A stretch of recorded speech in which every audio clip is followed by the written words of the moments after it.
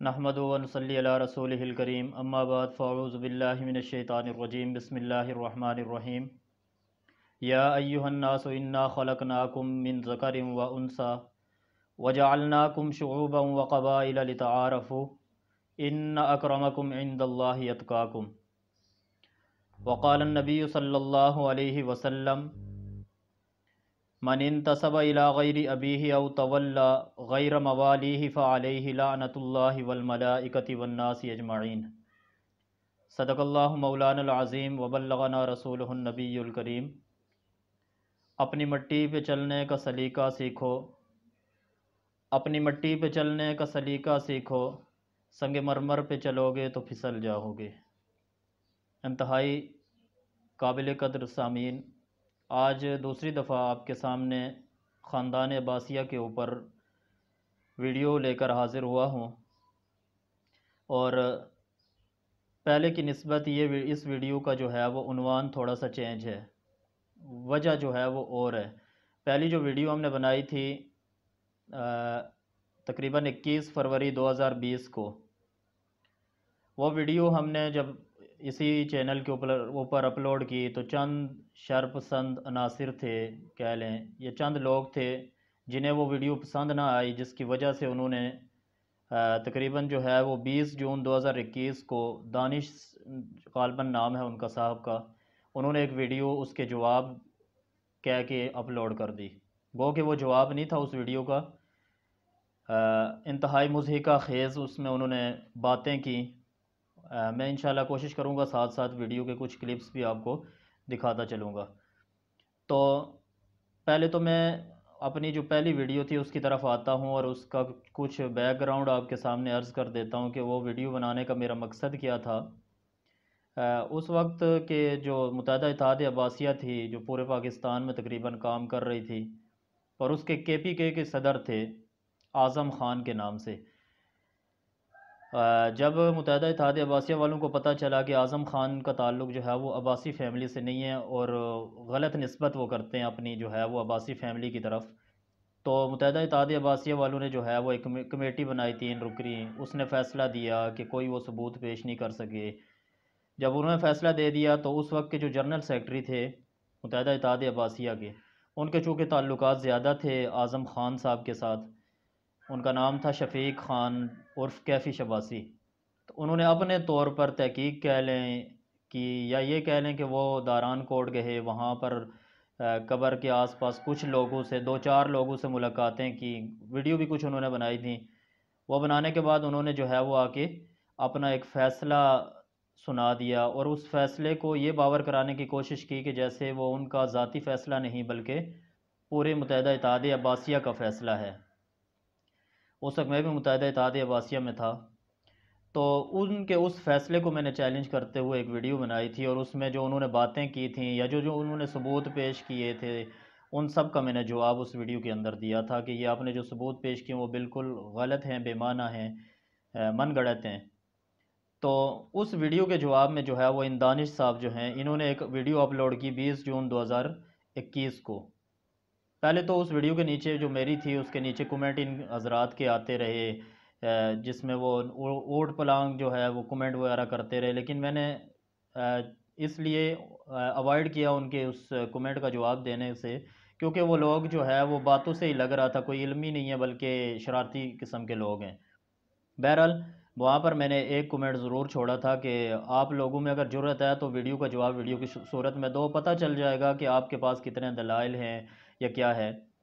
तो फिर उस वजह से जो है वो 21 जून को, बल्कि 20 जून को जो है वो इन दानिश साहब जो हैं इन्होंने एक वीडियो अपलोड की और उस वीडियो का इनका मौजू यही था कि सरदार ज़राब ख़ान अब्बासी, जो कि हमारे जद्द अमजद हैं, बर्र सग़ीर पाक व हिंद में पहले अब्बासी जो आए हैं, वो सरदार ज़राब ख़ान अब्बासी हैं और जिन्होंने यहाँ पर कश्मीर में आके शादी भी की और उनका एक बेटा पैदा हुआ था सरदार अकबर गई ख़ान रहमतुल्लाह अलैह। ये तो हमारा नज़रिया है।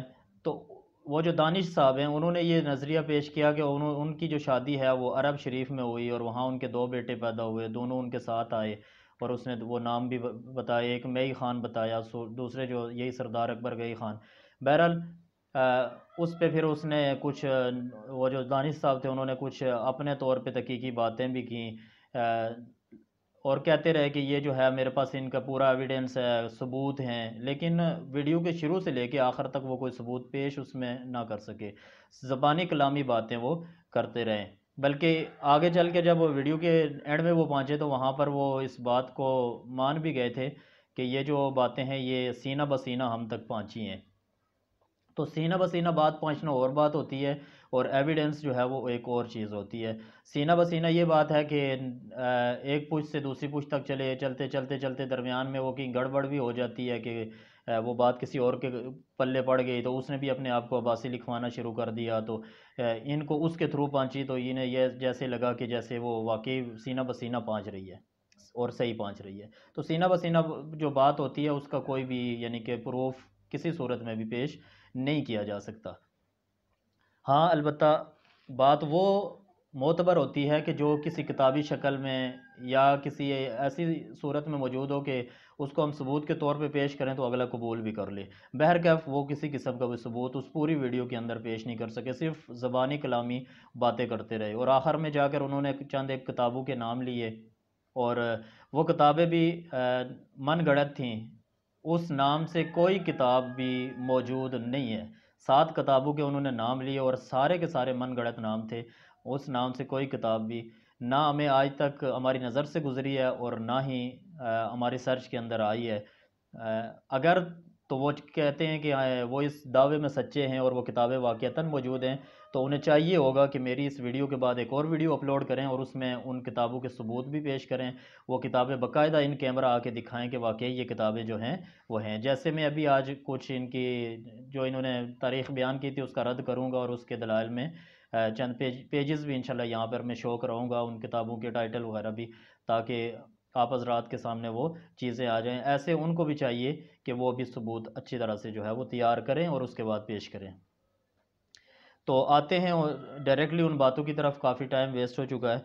तो उन्होंने तारीख़ जो है वो बयान करनी शुरू की सरदार ज़राब ख़ान अब्बासी रहमतुल्लाह अलैह की, और करते हुए मैं उनकी एक एक बात नकल करूँगा और कोशिश करूँगा कि जहाँ पर ज़रूरी हुआ वहाँ पर इंशाल्लाह छोटा क्लिप भी उनका साथ चला दूँगा, ताकि आप हज़रात को ये ज़हन में ना रहे कि ये अपनी तरफ से बातें कर रहे हैं, उसने नहीं की होंगी, बल्कि मैं साथ क्लिप चलाऊँगा इंशाल्लाह ज़रूर, ताकि आप हज़रात के ज़हनों के अंदर ये बात आ जाए कि वाक़ईतन उन्होंने ये बातें की हैं जिसका मैं जवाब दे रहा हूँ। तो उन्होंने सबसे पहले तो ये बात की कि सरदार ज़राब ख़ान अब्बासी जो हैं वो 660 हिजरी 650 हिजरी में जो है वो ताइफ़ ख़ान के घर पैदा हुए, और उसके बाद कहते हैं कि 12 साल तक उन्होंने तालीमी सिलसिला जारी रखा, और उसके बाद जो है उन्होंने तोतक शाह नामी एक शख्स था जिसके घर से जो है वो शादी की।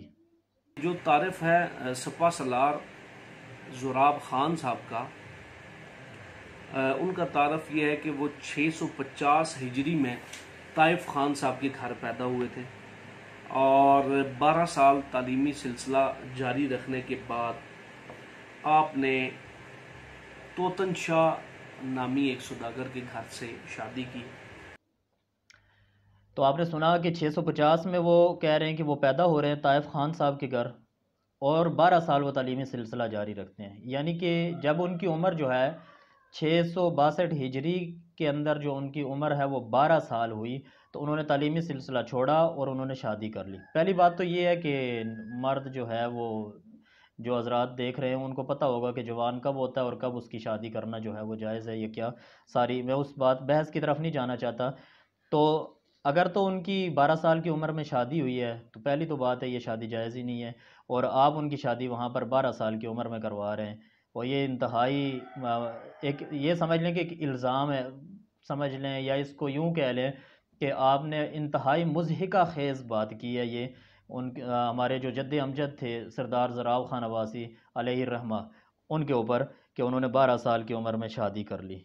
और तोतक शाह नामी, मैं ये नामों की लिस्ट जो है वो आखिर में इंशाल्लाह कोशिश करूँगा गिनवाऊँ और उनसे चंद सवालात भी करूँगा, वो हमारे जो भाई हैं मुसलमान होने के नाते जो हमारे भाई हैं दानिश साहब, उनसे मैं भाई का लफ्ज़ यूज़ कर रहा हूँ, इससे वो ये ना मुराद लें कि इन्होंने मुझे अब्बासी मान लिया है। अभी तक आप कोई एविडेंस इस तरह का प्रूफ जो है वो पेश नहीं कर सके कि मैं आपको अब्बासी कहूँ। बहरहाल मैं आगे चलता हूँ। आगे चल के वो कहते हैं ये अभी 662 हिजरी से डायरेक्ट छलांग लगा रहे हैं 773 हिजरी पे, लगा के कहते हैं कि जी 773 हिजरी में मदीना मुनव्वरा में वो पांचे सरदार ज़राब खान अब्बासी और वहाँ आपके जो बड़े फर्जंद हैं मई ख़ान वो पैदा हुए। ये एक इंतहाई अजीब किस्म का इनका फ़लसफ़ा है। इसके मैं दो तीन पहले जवाब दूंगा, फिर आगे चलूँगा, उनकी बातों की तरफ आऊँगा। उन्होंने कहा कि 650 हिजरी में पैदा हुए हैं और 12 साल तालीमी सिलसिला जारी रखने के बाद शादी कर ली है तोतक शाह नामी शख्स की बेटी से। तो ये कह रहे हैं कि 773 हिजरी में जो है वो मदीना शरीफ में पहुँचे और वहाँ इनको पहला बेटा पैदा हुआ जिसका नाम मई ख़ान इन्होंने रखा। नाम ये और तोतक शाह इस तरह से नाम में आप जहन में रखते जाएं, आखिर में इन नामों का भी इंशाल्लाह मैं जवाब दूंगा। तो इन्होंने कहा कि 773 हिजरी में यानी कि 662 हिजरी में इनकी जो है वो शादी हो रही है इनके नज़दीक, और 773 में औलाद हो रही है, यानी 111 सालों के बाद इनके घर बेटा पैदा होता है। हमने तो वाक़यात सुने हैं और ख़ास और मशहूर तरीन वाक़या हज़रत इब्राहीम अलैहिस्सलाम, जो बहुत पुराना वाक़या, और उस वक्त के जो लोग थे उनकी उम्र भी बड़ी ज़्यादा होती थी। और आज के दौर में अगर देखा जाए तो आज के दौर में जो है वो लोगों की उम्रें ज़्यादा से ज़्यादा जो है वो 60 70, हद कर जाए कोई 120 30 साल तक जाता है, इससे ज़्यादा उम्रें नहीं होती। और अगर इनके पास कोई एविडेंस इस बारे में है तो वो भी पेश कर सकते हैं अगली जो इनकी वीडियो आएगी उसके अंदर, कि इस तरह के जो सबूत ये पेश कर सकते हैं कि इस तरह फ़लाँ बंदा जो है वो उसकी उम्र इतनी हुई ETC। यानी कि इनके नज़दीक 111 साल शादी को हो गए थे और इनको पहला बेटा पैदा हुआ मदीना शरीफ में जाकर। ये एक मुज़हिका ख़ेज़ इन्होंने बात की है जिसकी समझ जो है वो इंसानी जो दिमाग की कैपेसिटी है उसके अंदर नहीं आ सकती, यानी कि उसके अंदर जगह नहीं बन सकती। हाँ, इनके पास कोई अगर इस तरह का कोई एविडेंस है, प्रूफ है कि इस तरह का कोई वाक़या इनके नज़र से गुज़रा हो कि और कोई शख्स भी था जिसके साथ ऐसे हुआ, तो वो पेश कर सकते हैं। तो आगे चलता हूँ। आगे चल के ये कहते हैं कि जी 30 साल तक ये सिपा सालार रहे, यानी कि बल्कि यहाँ पर मैं एक और बात पहले कर दूँ फिर आपको इस बात की सही समझ आएगी। इन्होंने जो है वो आखिर में जाकर सरदार ज़राब खान अब्बासी अलैहिर्रहमा की जो उम्र है वो 240 साल ग़ालिबन गिनवाई थी, बल्कि मैं यहाँ से देख के भी आपको बता देता हूँ, बिल्कुल 240 साल इन्होंने उम्र बताई थी।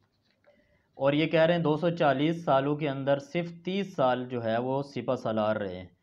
बाकी अरसा ये क्या करते रहे हैं, कहाँ रहे हैं, इनका काम क्या रहा है, किस शोबे से मुंसलिक रहे हैं, वो ये शख्स बयान करने से कासिर था और ना इसने बयान किया जो इन्हें बयान करना चाहिए था।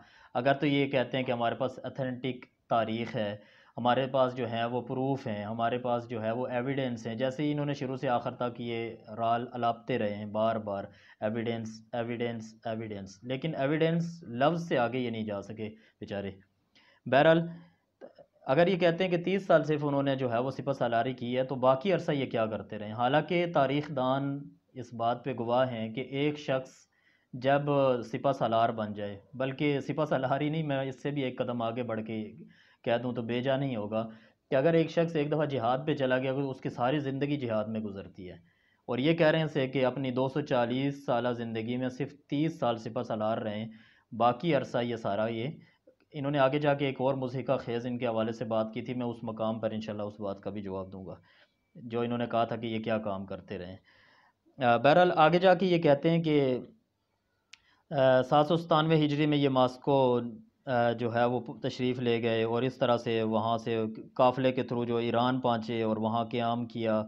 कुछ क़याम के बाद कहूटा पहुँचे, कहूटा पहुँचने के बाद वहाँ से रवाना हुए, वज़ीराबाद लाहौर गए और वज़ीराबाद लाहौर जाकर जो है वो एक हफ़्ता इन्होंने क़याम किया। उसके बाद 797 हिजरी में मास्को बुखारी तशरीफ़ ले गए और फिर बुखारी शरीफ से ताशकंद आ गए। इसके बाद काफ़िले के साथ ईरान पहुँचे और वहाँ कुछ क़याम के बाद कहूटा पहुँचे और कोहटा से रवाना हुए और वज़ीराबाद लाहौर के मुकाम पर आपने एक हफ़्ता क़याम किया। मुझे इस बात की समझ नहीं आती कि जिस शख्स के पास तारीख़ इतनी नाक़िस हो कि वो तारीख़ उसको 111 साल के दरमियाने अरसे में जो कुछ हुआ है वो ना बता रही हो। यानी कि 662 हिजरी में ये शादी करवा रहा है सरदार ज़राब खान अब्बासी साहब की। वहाँ से छलांग लगा के 773 हिजरी पे जाता है। 111 साल बीच में से वो तारीख इसे ना बताती हो कि उन्होंने क्या किया है, कहाँ रहे हैं, क्या करते रहे। वो तारीख इतनी पायदार कैसे हो गई लाहौर पहुँचने पे कि उस तारीख ने इनको ये दिन भी गिनवा दिए हैं कि एक पूरा हफ्ता वहाँ रहे हैं। ये इंतहाई मुज़हिक का खेज़ इनकी बात थी, जिसका जवाब ये खुद ही इंशाल्लाह देंगे अगर इनके पास हुआ तो। और मैं फिर से कह रहा हूँ, अगर जवाब देना भी हुआ तो एविडेंस के साथ दीजिएगा, माजरत के साथ। जैसे आपने पिछली वीडियो के अंदर जो है वो मुंह से एविडेंस एविडेंस एविडेंस करते रहें, ये बात करना बिल्कुल भी सही नहीं है। ये आपको जेब नहीं देती, क्योंकि आपने जो है उस वीडियो जो बनाई थी उसका आपकी बुनियाद ही सिर्फ यही थी कि मैं जो वीडियो बना रहा हूँ वो एविडेंस की बुनियाद पे बना रहा हूँ, जो बिल्कुल गलत था। अच्छा, आगे ये कहते हैं कि वहाँ जो है एक हफ़्ता क़याम किया, और उसके बाद जो है वो दिल्ली तशरीफ़ ले गए। यानी कि वज़ीराबाद लाहौर एक हफ़्ता क़याम करने के बाद दिल्ली चले गए। आगे दिल्ली जाकर वो क्या करते हैं, ये इंतहाई दर्जे का इन्होंने इल्ज़ाम तराशी की है, मैं कह लूँ, या इंतहाई दर्जे की मुज़हिका खेज़ या मन गढ़ंत, तो मैं कहता हूँ बहुत कम लफ्ज़ है। इन्होंने वाक़यात बयान किए हैं। दिल्ली जाके आपने अपने दोनों फर्जंद सरदार अकबर मई खान और सरदार अकबर गई खान जो बाहर से सौदा खरीद कर लाते थे और जोराब खान साहब फरोख्त किया करते थे। कहते हैं कि जी वहाँ दिल्ली के अंदर जो है इनके जो दो फर्जंद थे, इनके नज़दीक, हमारे नज़दीक एक ही फर्जंद है ना, सरदार अकबर गई खान अलैहि रहमा। ये कहते हैं कि जो मई खान और गई खान जो इनके दो बेटे थे, दोनों बाहर से सामान लाते थे और ये अंदर बैठ के जो है वो सामान बेचते थे। मैं समझता हूँ ये बहुत ही भोंगा किस्म का जो है वो इल्ज़ाम इन्होंने हमारे जद्द अमजद के ऊपर लगाया है। मुझे बताएं कि एक शख्स जो है वो सिपह सालार रहा हो, और मैं ये भी साथ इस बात को भी बयान करता चलूँ, बल्कि खोल के बयान करूँ, इंतहाई ज़रूरी है कि खोल के बयान करूँ। वो ये कि उस दौर के जो सिपह सालार होते थे वो आज के आर्मी चीफ़ के बराबर होते थे। सिर्फ फ़र्क इतना था कि आज एक कानून है, एक लॉ है, उसके थ्रू जो है जवान होता है वो ऊपर आता है, ऊपर वाले रैंक पे आता है, आते आते वो आर्मी चीफ बनता है। लेकिन वो जो लोग होते थे वो लोगों के दिलों में जो मोहब्बत होती थी और सारी दुनिया उन पर मर मिटने के लिए तैयार होती थी, उसकी बेस पे जो है वो सिपह सालार बनते थे। तो मुझे ये बताएं कि जनाब दानिश साहब, कि आपके नज़दीक एक शख्स अजीम सिपह सालार है और 30 साल तक वो सिपह सालारी करता रहा है, तो ये कैसे मुमकिन है कि वो शख्स जो है वो दिल्ली में आकर अपने घर में बैठ गया हो और बेटे बाहर से सामान ख़रीद के लाते हों और वो अंदर बैठ के चीज़ें बेचता हो? ये कैसे मुमकिन है? इसका कोई सबूत, प्रूफ कुछ तो दें, और इस तरह की कोई मिसाल तो ज़रूर मुझे काइंडली बताइएगा कि इस तरह से एक बंदा जो है वो सिपह सालार रहा और उसके बाद उसने वो शोबा छोड़ा है और छोड़ने के बाद तिजारत शुरू कर दी। अब यहाँ पर ये लफ्ज़ तिजारत भी यूज़ कर सकता था, लेकिन इस शख्स ने तिजारत का लफ्ज़ यूज़ नहीं किया। ये भी एक इंतहाई घटिया की हरकत है इन साहब की, कि इन्होंने कहा कि बाहर से बेटे सामान लाते थे और ये अंदर बैठ के बेचते थे। इंतहाई गलत और ये इल्ज़ाम है। बल्कि इन साहब को तो मैं यहाँ मुतनब्बे भी करता चलूँ कि आपकी ये वीडियो दुआ करें कि अब्बासी ख़ानदान के बकिया लोगों तक ज़्यादा ना पहुँचे, इसकी तशहीर ना हो, क्योंकि अब्बासी फ़ैमिली जो है वो अपने जद्द अमजद से इंतहाई दर्जे तक प्यार करती है, और आपके इस इल्ज़ाम लगाने की बेस पे वो अदालत का दरवाज़ा भी खटखटा सकती है आपके लिए, कि इन साहब ने जो है वो हमारे जद्द अमजद पे जो है वो इल्ज़ाम तराशियाँ की हैं। बहरहाल आगे चलता हूँ। आगे चल के जनाब ये तारीख़ बयान करते हुए यहाँ तक जाते हैं कि जी 885 हिजरी में जो है वो ज़राब ख़ान साहब की अहलिया दार फ़ानी से रुखसत हो गई और उनकी कब्र जो है दिल्ली में बादशाही मस्जिद के सामने बनाई गई। 885 हिजरी में जोराब खान साहब की अहलिया इस दारे फ़ानी से कूच कर गई और इनकी कब्र जो है वो दिल्ली में बादशाही मस्जिद के सामने बनाएगी। इसके बाद जो जोराब खान साहब की वफ़ात है, ये बात थोड़ी सी आपने गौर से सुननी है मेरे भाई, और तमाम भाइयों को मैं अर्ज़ करता हूँ कि जोराब खान साहब की भी 22 शव्वाल 890 हिजरी में दुनिया से रहलत हुई थी और आपकी कब्र आपकी अहलिया के साथ बादशाही मस्जिद के सामने वाले कब्रिस्तान में बनाई गई। अजीब तारीख़ है, अजीब किस्म की तारीख़ है, जो 797 हिजरी जो है वो बताती है इन्हें पहले 650 इनको बताया कि पैदा हुए, 662 में उस तारीख़ ने इनको बताया कि इनकी शादी हुई, उसी तारीख़ ने इनको बताया कि 773 में मदीना शरीफ में तशरीफ़ लेकर और वहाँ जाके इनको पहला बेटा पैदा हुआ। फिर उस तारीख़ ने इनको बताया कि जी 797 हिजरी में जो है वो मास्को बुखारी जो है वो वहाँ पर ये तशरीफ़ ले गए। वहाँ से फिर से इनकी तारीख़ जो है वो एक छलांग लगाती है और लंबी छलांग लगाती है फिर से लंबी छलांग लगाने के बाद वो जाके 885 हिजरी पे रुकती है और वहाँ जाके इनको बताती है कि इनकी अहलिया जो है वो दार फ़ानी से कूच कर गई हैं। बल्कि मैं यूँ कहूँ कि इनकी जो तारीख़ है शायद वो सो गई थी, वो असहाब काफ़ जैसे गार में गए थे, पे नींद ऐसी तारी हुई कई सौ साल तक वो सोते रह गए। तो इनकी तारीख़ भी ऐसी है कि शायद वो बाज़ जगहों पे वो सो जाती है और बड़े अरसे तक लंबी सोती है और सोने के बाद जब उसको वापस जाग होती है तो उसको पता चलता है कि वाक़यात कहाँ से चल रहे थे। वो चीज़ें तो उसको भूल चुकी होती हैं, नए वाक़यात वो वहाँ पर बयान कर देती है। तो ये इंतहाई यानी कि मुज़हिका ख़ेज़ तारीख़ है इनके पास। घटिया किस्म की और मनगढ़ंत किस्म की तारीख़ है जो ये बयान कर रहे हैं। बहरहाल ये कह रहे हैं कि जी ज़राब ख़ान साहब की अहलिया दार फ़ानी से रुख़सत हो गई। यहाँ आके इनकी जो तारीख़ है बड़ी चौकन हो गई थी। उसको ये भी पता चला सिर्फ़ 885 हिजरी का नहीं पता चला कि उस वक़्त फ़ौत हुई हैं, बल्कि उसको ये भी पता चला है कि उनकी कब्र जो है वो बादशाही मस्जिद के सामने वाले कब्रिस्तान में भी बनाई गई है। जो तारीख़ इतनी सोने वाली है, जो इतनी लाचार और नाक़िस तारीख़ है कि उसको कई-कई 100 सालों के बारे में इल्म तक नहीं होता कि इन सालों में क्या हुआ है।